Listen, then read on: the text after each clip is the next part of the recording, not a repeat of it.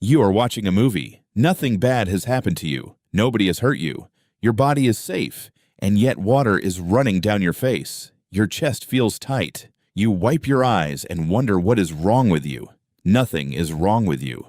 But the real answer is far stranger than you think. Your eyes make three kinds of tears. Basal tears coat your eyes all day. Reflex tears flood out when you cut an onion, pure chemistry. No emotion involved, but the third kind, emotional tears, are different. Under a microscope, they do not even look the same. A biochemist named William Frey studied this in the 1980s. He compared tears from people crying at sad movies to tears from onions. The emotional tears carried more protein. They carried stress hormones, the same ones your body releases under real pressure. Your body was not just leaking water, it was releasing something. So why would evolution build a system that dumps stress hormones out through your eyes in public when you're in no danger at all? The answer has almost nothing to do with sadness.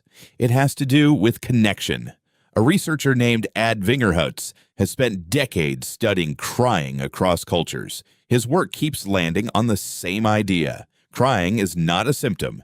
It is a signal. It tells the people around you, without a word, that you are overwhelmed and need help. Tears blur your vision. They make you vulnerable. In a small ancient tribe, that vulnerability was information. It said, "I am not a threat. I need you." A baby that cries gets picked up faster than a baby that stays silent. That tiny advantage, repeated for millions of years, wired the response deep into you. But that still does not explain the movie. You know the actors go home afterward. You paid for the ticket. And still, your throat tightens. Here is why. Your brain does not fully separate real experience from deeply simulated experience. When two characters reunite on screen, mirror neurons in your brain fire in patterns similar to an actual reunion. You are not just watching a story, you are running a small copy of it through your own nervous system using a stranger's face as a stand-in for someone you love. And it is not only sadness that does this. Think of crying at a happy ending, a soldier coming home, a proposal. Why would a system built for distress fire during someone else's best moment? A researcher named Oriana Aragon at Yale found that people often produce what she called dimorphous expressions. Sometimes your body borrows the signals of one emotion to express another. It is the same reflex that makes an unbearably cute puppy make you want to squeeze it. When a feeling, happy or sad, grows too large to hold quietly, your body reaches for a release valve. Crying is one of the most efficient ones it has.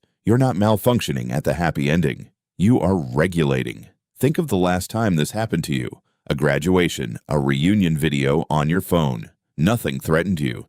Something just felt too big to hold. That tightness in your chest had a job, and it did it. The next time your throat tightens during a film, notice what is actually happening. You are not broken.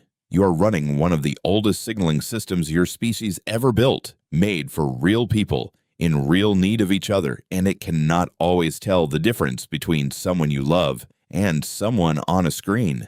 That is not a flaw. It is proof of how deeply your body still believes in connection, even when the connection is not real. You are watching a movie. Nothing bad has happened to you, and still, your body is telling you the truth it was built to tell.